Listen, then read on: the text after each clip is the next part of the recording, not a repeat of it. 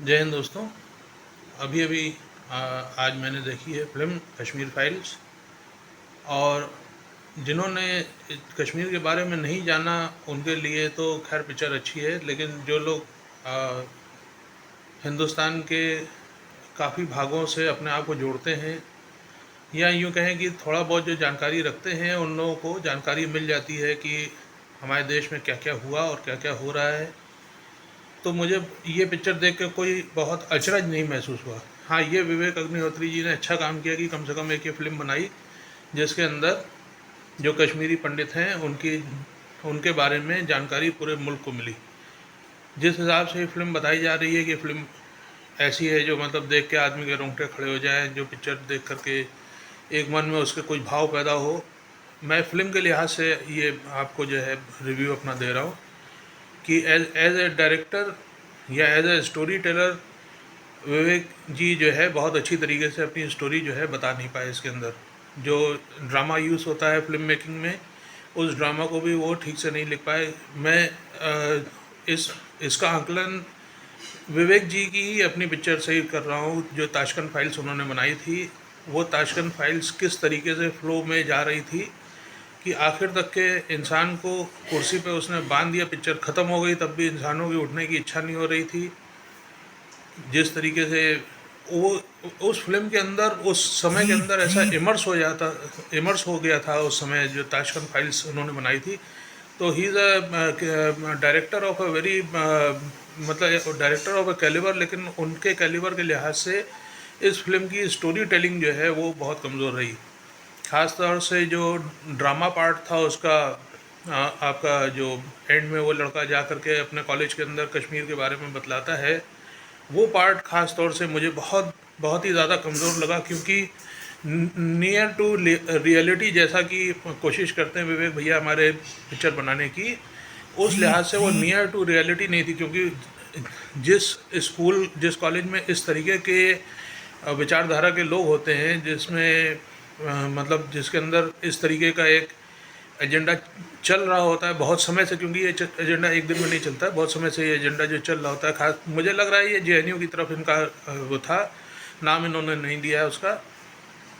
और जेएनयू में जो अगर इस तरीके से कोई भी बालक खड़ा होकर के किसी तरीके की कुछ बात करने की कोशिश करता है, तो वहाँ पे उसको चुप करा दिया जाता है। चुप करा दिया जाता है इन द सेंस कि वहाँ पे जैसे एक लड़का उसमें फिल्म में खड़ा होता है, कहता है कि नहीं मैं सुनना चाहता हूँ। तो ऐसे वहाँ पे जब भी कभी ऐसा उस जगह पे इस तरीके की कभी भी कोई अगर हैपनिंग होगी, तो वहाँ पे ऐसा नहीं है कि लड़के बिल्कुल सारे के सारे बर्बाद लड़के हैं, जो सारे के सारे बर्बाद स्टूडेंट्स हैं। कुछ स्टूडेंट्स, सबसे बड़ी बात जो इस टाइप का जो एक कार्यक्रम होता है उसके अंदर उस टाइप के जो बच्चे, जो जो खड़ा हुआ बच्चा जिसने कहा कि मैं सुनना चाहता हूँ, उस टाइप के बच्चे उन कार्यक्रमों को अवॉइड करते हैं। और ये जो आपका एक तो ये इसको अवॉइड करते हैं, दूसरा फिर जो इसके अंदर आते हैं वो उसी विचारधारा के लोग होते हैं। तो अगर उसके अंदर कोई लड़का इस तरीके से कह देता है कि नहीं मैं इसको सुनना चाहता हूँ, मैं इसकी बात को जो है समझना चाहता हूँ, तो वहीं के लोग उसको सब्साइड कर देते हैं। वो आवाज़ें निकल के कभी आती ही नहीं हैं। तो ये नियर टू रियलिटी वाला जो इनका आखिरी पार्ट था, वो मुझे जो है नहीं लगा।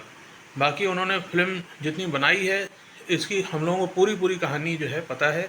इसमें मुझे कोई भी ज़रा सा भी अचरज नहीं हुआ जो जो जो चीज़ें उन्होंने बताई। हाँ, ये बात सही है कि बहुत सारे लोगों को इस चीज़ की जानकारी नहीं है, और उस लिहाज से लोगों के अंदर एक अवेयरनेस पैदा करने के लिए ये फ़िल्म बहुत अच्छी बनी हुई है।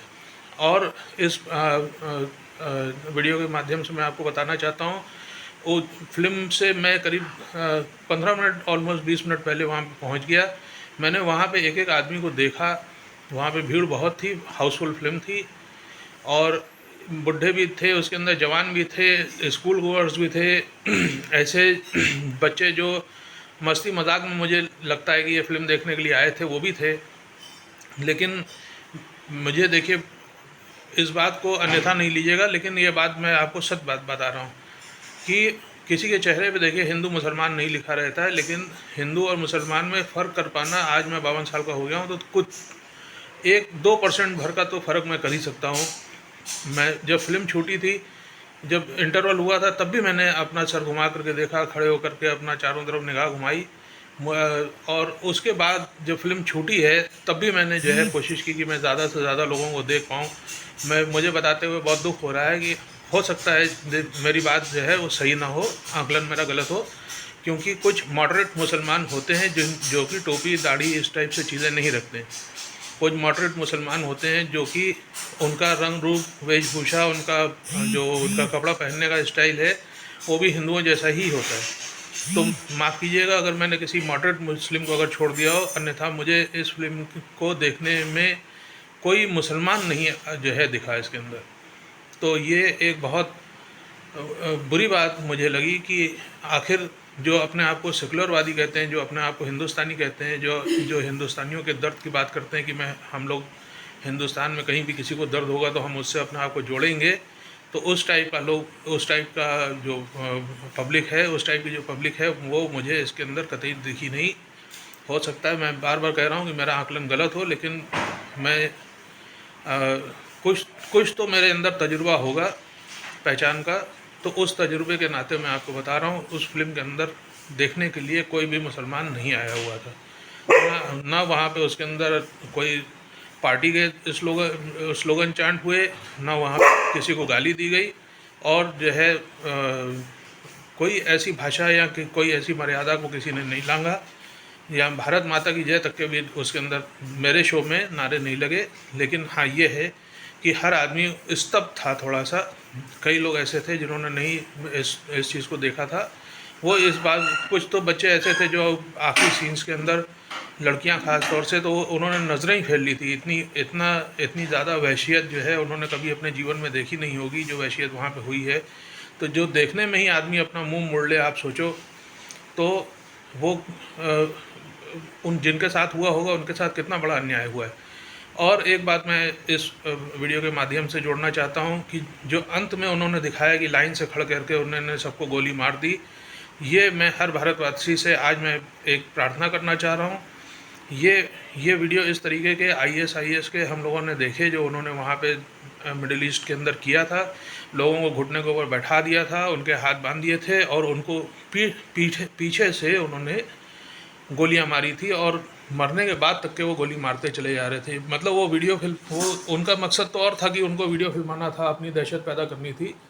लेकिन यहाँ पर जिस तरीके से उन्होंने माथे के अंदर गोलियां मारी हैं, छोटे बच्चों को भी मारी है, तो हर भारतवासी मेरा ऐसा, जो ये बता रहे हैं कि इस तरीके की चीज़ ऐसा नहीं है कि केवल कश्मीर में हुई है, ये भारतवर्ष में और कहीं नहीं हो पाएगी, क्योंकि छोटे छोटे देखिए कश्मीर बहुत सारे बन गए हैं। सब लोगों को, जितने अवेयर सिटीज़न हैं उनको ये बात पता है कि छोटे छोटे कश्मीर बहुत सारे बन गए। तो कभी भी ज़िंदगी में आपके साथ ऐसा होता हो तो उस अन्याय को बर्दाश्त मत कीजिएगा। इस तरीके से लाइन में जानवरों की तरह खड़े हो जाएं, उनके रहमो करम पे। आखिर तो देखिए वो आपको गोली मार ही देंगे, तो इससे बेहतर है लड़ के मरना। और जो दहशतगर्द होता है वो खुद भी दहशत में रहता है। ये आज मैं आपको एक सबक दे रहा हूँ, आपको एक जानकारी दे रहा हूँ कि दहशतगर्द जो होता है वो खुद भी दहशत में रहता है। अगर आपने उसके ऊपर अपनी दहशत पैदा कर दी तो वो हो सकता है अपनी दहशत हार जाए, वो अपनी दहशत छोड़ दे। तो यूँ भी देखिए आपको मरना ही है, यूँ भी आप मरी गए।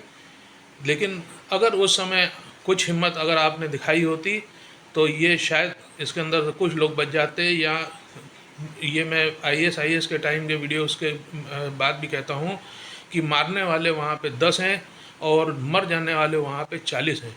तो क्या 40 लोग 10 आदमी को कैप्चर नहीं कर सकते थे? तो अपनी हिम्मत न खोइए। आप भारतीय हैं, राणा प्रताप जी की संतानें हैं, गुरु गोविंद सिंह जी आपके गुरु हैं। चिड़िया नाल जयबाल लड़ा वहाँ।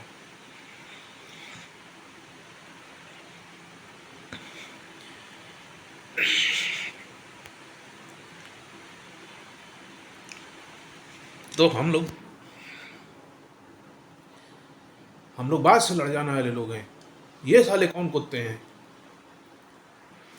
निकाल ले जाएंगे। डर खत्म कीजिए अपना।